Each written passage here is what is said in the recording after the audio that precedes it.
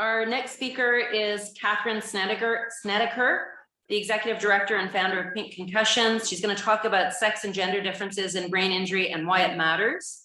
So Katherine is a licensed clinical social worker, a brain injury professional, therapist, researcher, and brain injury survivor, and a parent of a child with a brain injury. She's the Executive Director and founder of Pink Concussions, a nonprofit for female brain injury.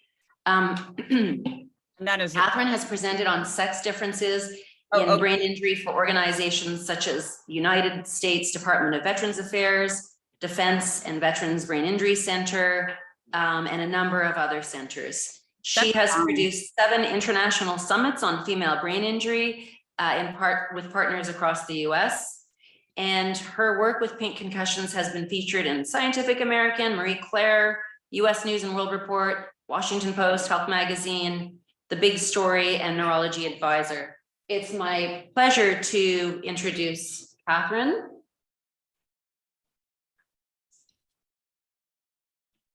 Hello. And go ahead. Hello, everyone. I'm so thrilled to be here. I'm going to switch to my slide share right now, and I'm actually going to turn off my camera just to hopefully save the Wi-Fi. So I am thrilled to be here. Hopefully you can see my slides. I'm Katherine Snedaker. I'm a licensed clinical social worker, and I want to thank the conference organizers and Dr. Tatter for having me here. This is the 6th annual concussion conference and the Elevate conference. I just have to say that Canada is where it is at. There is no other country that I believe that is so far ahead on concussion work. And I want to dedicate this to Rowan Stringer because it was Rowan's death that really captured my inspiration and to try to make a difference. And in the first conference I ever put on in 2016, Rowan's parents came and accepted the first Pink Concussions Award. And I was actually in Toronto on June 7th for the 3rd reading of Rowan's Law. And there's Rowan's parents and all the hard work they did. That's at the 2018 conference. We came back and part of IBIA had a conference in Toronto in 2019, and again celebrated Rowan's Law with awards to Rowan's family and all the amazing people up in Canada. And I just want to say what an amazing part of the world you're in. So I'm in the United States. I'm a mom, a social worker, a youth sports coach, and my son had a number of concussions in 2008, which launched me into the concussion space. And in that time doing youth sports concussion, I saw this over and over the same circumstances take place where families with boys with concussions would call right away and get to care. And it seemed like families of girls were calling 3 or 4 weeks later, and their girls were having very extended concussions. I didn't really understand it till I looked into the research. And while looking into the research and putting it together, I got cancer, which wasn't planned. So I went from this concussion space to suddenly this cancer space. But one of the things I discovered in this is that this is sympathies, measures, and casseroles. So when I was divorced, when Hurricane Sandy ruined our house, people brought us casseroles. Breast cancer, people cooked for us for 6 months.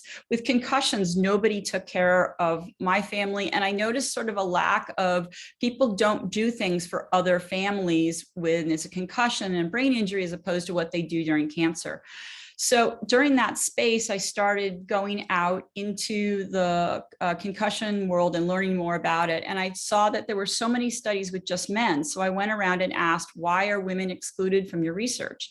The other question I asked is, if you included women, why aren't you including men in your results? So after going to about 14 concussion conferences, I put together Pink Concussions. And one of the things that I needed to learn was the difference between sex and gender. Sex is the definition of sex is the biological differences between a male and a female, and a definition of gender, which is a social construct based on interpersonal roles and personal identification, which is about choice rather than genetics. And concussion has always been long viewed through the masculine perspective. in our playing fields, especially in America. It was predominantly male doctors and researchers studying males, all funded by males. And in the lab, the menstrual cycle, but in rats, it's actually the estrous cycle, affected the results. So they were only using male animals. And it seemed to me that the fact they weren't using female animals was actually a big, that sex was becoming, instead of a biological variable, was looked at as a roadblock. So we know that traumatic brain injury generally occurs twice as often in males and females. And this is 2010 data, and more in the last 10 years, more and more women have come forward with concussions, which is great. But this is what most of the past research was based on.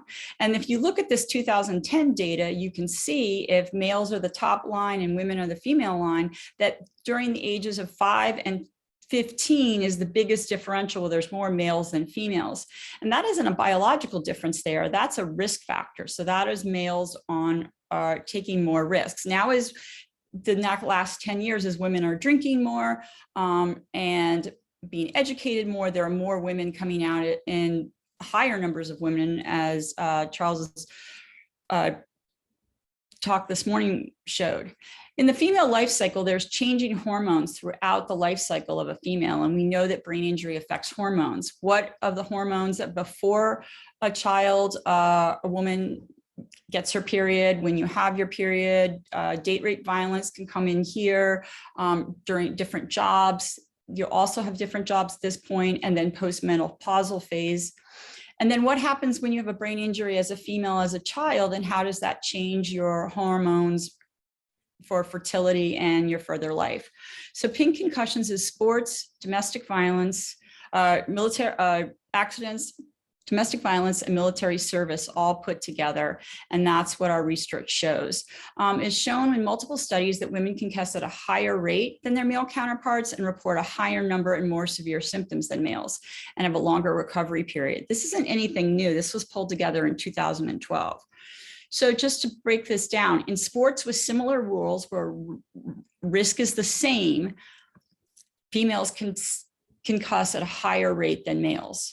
And this has been shown in motor vehicle research and other research studies moving forward. This is the one thing I've said more and more to women that call up, because often they're thought of malingering, that they have these extended recoveries because there's some psychological problem that's separate from the depression or anxiety from the brain injury. And so I've had to say, you're not bad, crazy, or stupid, or malingering, you have a brain injury. And women who experience these concussions that have a higher number of more severe symptoms and a longer duration really have the effect of people not believing them, because we know how long it takes for a broken leg or a case of mono, and people are given enough runway to recover. But in our expectation of concussion, it's about 7 to 10 days. And that's if you're a 25-year-old male athlete with medical care all around you. And more recent research has showed it's more like 22 to 44 days estimated for women and children. And I think in long term, unless you're a in shape college athlete, that those 30-day mark is more appropriate. But if your recovery takes longer than that 7 to 10 days, the families, employers, everyone questions if you're malingering. That never happened with cancer. Even when I had no signs of cancer, all I had to say was I had cancer. No one ever questioned me for malingering. So why are these sex and gender differences? Well, the sex ones are axonal differences at the cellular level, the different symptoms that you have, the length of recovery, the number of headaches women have, and menstrual and endocrine dysfunction.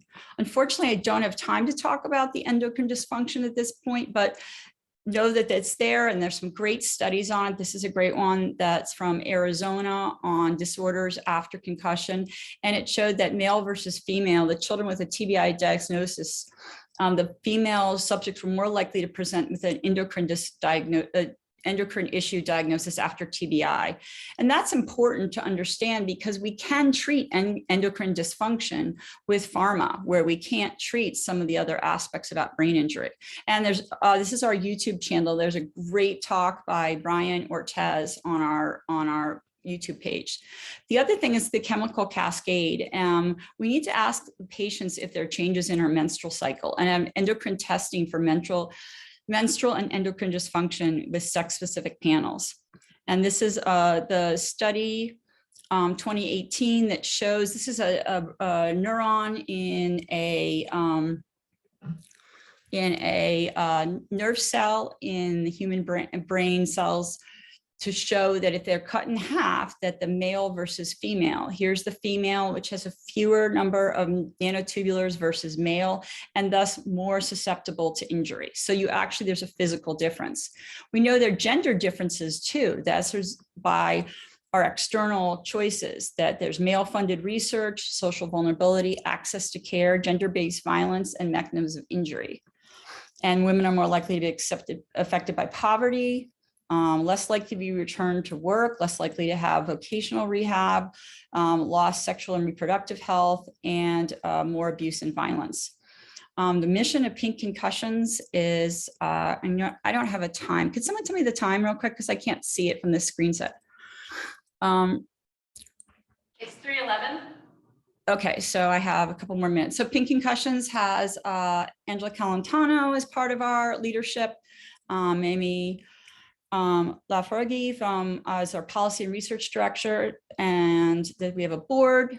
We have a really strong Twitter account, and we also have 13 Facebook groups where we have about 8,000 women and caregivers that are men and women and professionals. So please join us on Facebook.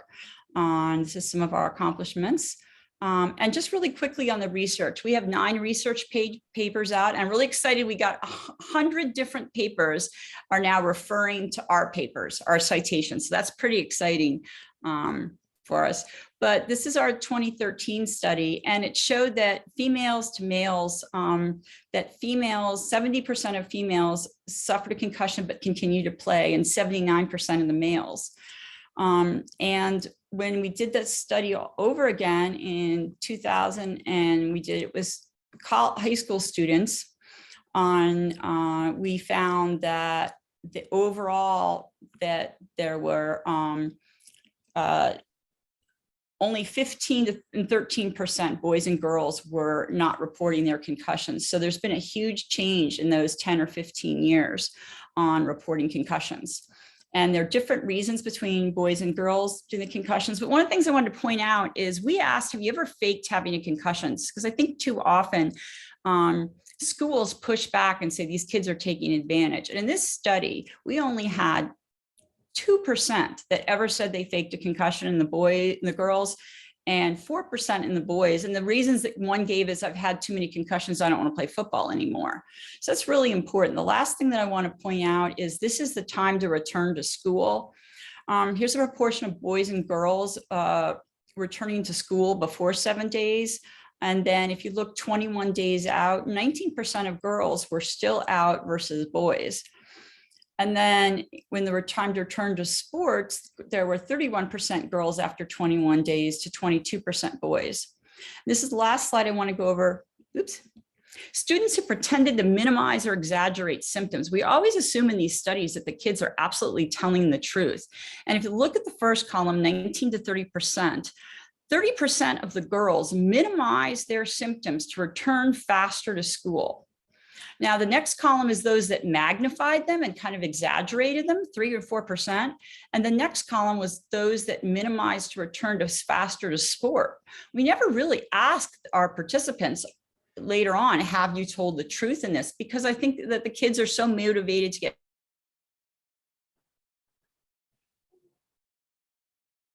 So Katherine told us that she's on an island and she has patchy connection, but she said if she drops to school and not stay home. Or did you lose me? I still hear me. We can, yeah, you dropped off for a minute there. If you want to go back a slide.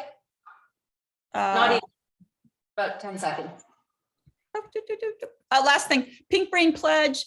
We recruit for the Toronto General Hospital. If you're interested in donating your brain, please contact us and we will connect you. We think Canadian brains should go to Canadian brain banks, and we like to help that. And again, there's sex differences, gender differences, barriers for women, and that's my contact. And thank you for having me. This is the best conference and the greatest country. Go Canada. Thank you, Katherine. It's wonderful to hear about your impact. Do you have time for a couple of questions? Because I know you have to catch a plane. I do. Thank you for having me. Okay, does anyone have any questions? Carmela does. Thanks once again for a great talk. I just want to tell you, I want to ask, so you've kind of been able to have more of a bird's eye view because you've been at this for a while. So do you think there's actually been significant progress across the world in having brain injury recognized, the sex and gender differences, brain injury recognized? Yes, in sports. And we just held a debate in Ireland, in Dublin, for should there be a female specific protocol. And we got a lot of people riled up. It was pretty cool. In the end, I would like the menstrual cycle discussed for all people that have a menstrual cycle should have that discussed. And hopefully discussed before their brain injury so that you can track differences afterwards. But I do see, I think it always happens first in sports and then it moves across the spectrum. I thought the talk on elder people and falls is incredibly important. You know, but I think it's slow to go to where you don't have a parent and you don't have a sports environment and you don't have these youth laws. Thank you. But great work in Canada. You know, there's the funding that your institutions and your government, I know it's never enough, but it's more than any other place I see. Thank you. That's good to hear. And we're fairly lucky in terms of the funding that we're able to get. And you'll notice how many Americans come up to be a part of things in Canada because there's a reason. There's great stuff happening there. Well, that's very nice feedback from you. Well, we will let you go and catch your plane, and congratulations again on all of your accomplishments. And we look forward to having you back. And I promise not to go remote again. It's much more fun to be with you all. So thank you very much.